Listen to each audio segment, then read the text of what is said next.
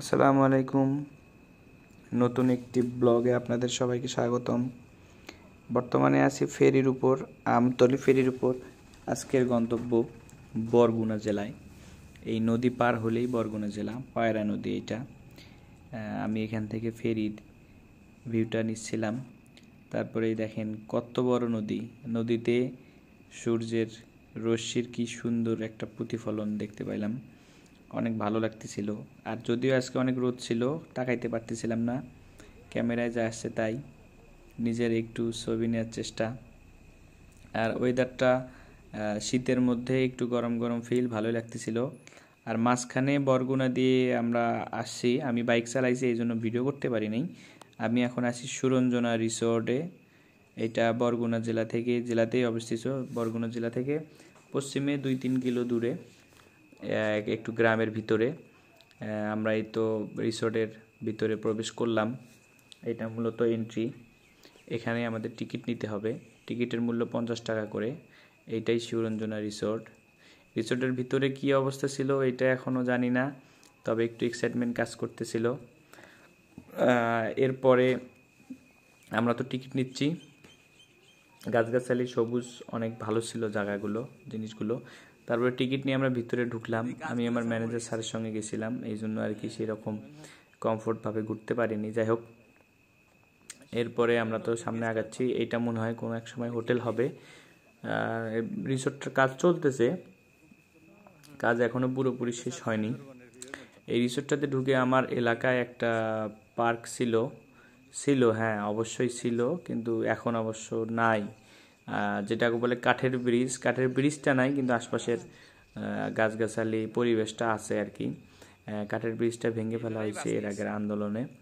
তো যাই হোক, আমরা তো রিসোর্টের মধ্যে প্রবেশ করলাম। প্রবেশ করে এখানেই রিসোর্টের যে সৃষ্টির গল্প, এখানে একজন অ্যাডভোকেট, উনি এই রিসোর্টটা তৈরির জন্য উদ্যোগ নিয়েছিল। এখানে একদল অফিস না পারিবারিক না এলাকা ভিত্তিক জানি না, ওনারা পিকনিকে আসছে। আমরা রাস্তায় তাদের বাস দেখছিলাম। আর এই তো এখানে যে নদী বলবো না, এটা মূলত খনন করা মনে হয় পুকুর। মাছ আছে অবশ্যই। ওই সামনে কিছু থাকার জায়গা আছে, ওগুলোর ভিতরে যাওয়া হয়নি আর কি। আমরা এই দিক দিয়ে ঘুরে ঘুরে সিরিয়াল বাই সিরিয়াল দেখতেছিলাম। আর এগুলো হলো নতুন, এখানে দেখেই বোঝা যাচ্ছে মাত্র নতুন করছে। গাছগাছালিগুলো, যে গাছের চারাগুলো যেখানে লাগানো আছে, এগুলো মাত্র লাগানো দেখে মনে হলো। আমরা এই দিক দিয়ে ধীরে ধীরে আগাইলাম। জায়গাটা কত বড় প্রথমে আন্দাজ করতে পারিনি কোনোভাবে। যখন আমরা ধীরে ধীরে দেখতেছি, তারপরে বুঝতে পারলাম যে না, জায়গাটা মোটামুটি বড়। আর শীতের সময় আবহাওয়া তো নরম থাকে, আপনারা তো বুঝতেছেন। আর সবুজ পাতা, ক্যামেরায় অনেক সুন্দর আসতেছিল। ছবি সেরকম উঠাতে পারি নাই। এটা ছিল একটা ওয়াচ টাওয়ারের মতো, শিশুদের জন্য। ওখানে লেখা ছিল 2 জনের বেশি ওঠা যাবে না। কিন্তু তারপরেও কি, আমি একাই উঠছি, স্যার তো ওঠে নাই। একাই উঠে আশপাশটা একটু দেখলাম। আর আমি ক্যামেরা ভিডিও করার মতো কোনো কিছু নিয়ে যাইনি, কারণ ওরকম কোনো প্ল্যানিং ছিল না। তারপর ওখান থেকে নেমে আমরা আর কি, যেটা বললাম, সিরিয়ালে ঘুরতেছি। আর পুকুরের মধ্যে দেখেন কত সুন্দর শাপলা ফুল। এটা যে কি শাপলা, সাদা শাপলা দেখছি, কিন্তু এটা পার্পল কালারের শাপলা। ঠিক আছে, একদম বেগুনি কালারের মতো।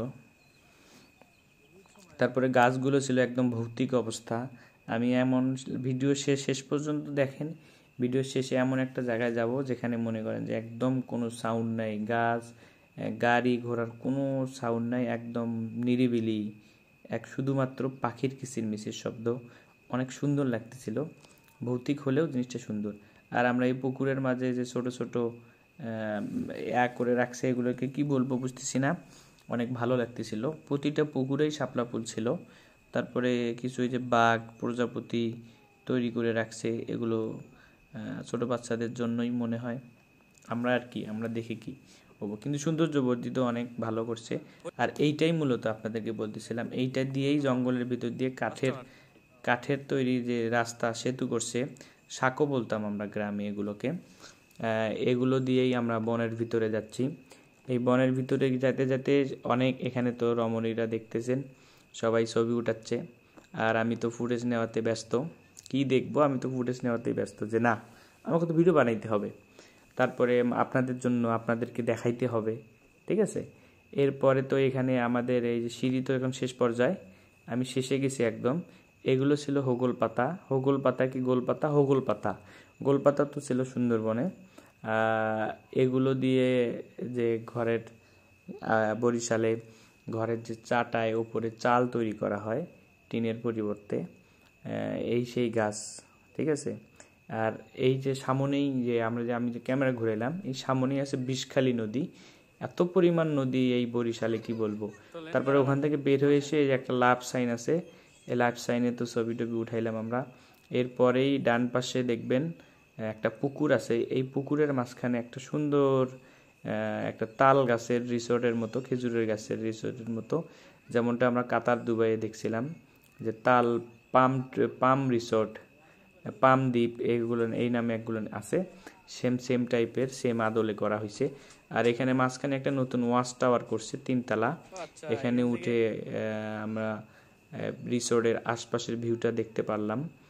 দেখতে অনেক ভালোই দেখাচ্ছে, সবুজ আর সবুজ, কিন্তু মাঝখানে এখানে একটাই ভালো লাগার বিষয়, এখানে কোনো কোলাহল নাই, সাউন্ডলেস, একদম চুপচাপ, মানুষই শুধু গিজ, তাছাড়া আশপাশের কোনো বাজে সাউন্ড নেই। এই দেখেন আমরা গেছিলাম একদম সূর্য ডোবা অবস্থা, সূর্যের আভাটা কত সুন্দর পুকুরে পড়ে কত সুন্দর দেখাচ্ছিল। তারপরে আমরা এখান থেকে দেখে কিছুক্ষণ থাকার পরে আমরা এখান থেকে নেমে যাব। আর এখান থেকে সামনের ভিউটা দেখেন, শুধু বন বাগান, কত না সুন্দর। আপনারা না এসে যদি দেখেন, মানে না দেখে বুঝতে পারবেন না। আমি জাস্ট ভিডিওতে আপনাদেরকে এতটুকুই ধারণা দেওয়ার চেষ্টা করব, এর বেশি আর কি বা করতে পারি। আর মাঝে মাঝে তো নিজের ফেসটা নেওয়ার চেষ্টা করতাম যে না ভিডিওতে একটু আসি, ঠিক আছে। আর আমার ভিডিওগুলো আমি রেগুলার ভিডিও দেওয়ার চেষ্টা করব, আপনারা ভিডিও দেখে কেউ স্কিপ করবেন না, পাশে থাকবেন। আর এই তো আসি যেটা বললাম আপনাদেরকে, পাম দ্বীপের মতো, যে এটা কাতার কুয়েতে না কোন দেশে আছে, ঠিক আছে, ইউনাইটেড আরব আমিরাতে এরকম। এইটাই ছিল ওয়াচ টাওয়ার। এখানেই আমরা বেশিক্ষণ থাকিনি, এখানে শুধু ঢুকে ওই যে ঘরগুলো আছে এই ঘরগুলোর মধ্যে ঢুকে যাব, ঘরগুলোর মধ্যে শুধু দেখে আমরা এখান থেকে বের হয়ে গেছি আর কি।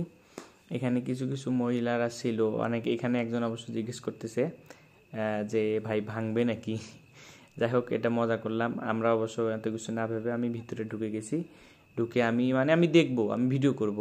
এই যে কত সুন্দর, অনেক সুন্দর হাতের কাজ। যাই হোক, ভিডিওটা এখন আমরা শেষের পর্যায়ে যাব। পুরো ভিডিওটা যদি আপনাদের ভালো লাগে অবশ্যই লাইক কমেন্ট শেয়ার করবেন, আর পাশে থাকবেন, বেশি করে ভিডিও দেখবেন আর আমাকে সাপোর্ট করবেন, এই আশা আপনাদের সঙ্গে। আর এই যে আবারও শাপলা ফুলের সামনে বললাম, ঠিক আছে, এই যে গাছ চালটা দেখেন, আর আশপাশের ভিউটা আর একবার দেখেন, কত সুন্দর আভা পড়তেছে, ঠিক আছে। যাই হোক, সবাই ভালো থাকেন। আবারও আপনাদের কাছে আমার আকুল আবেদন, সবাই ভিডিওটা দেখবেন পুরোপুরি এবং পেজের সঙ্গে যুক্ত থাকবেন সবাই। আসসালামু আলাইকুম, ধন্যবাদ।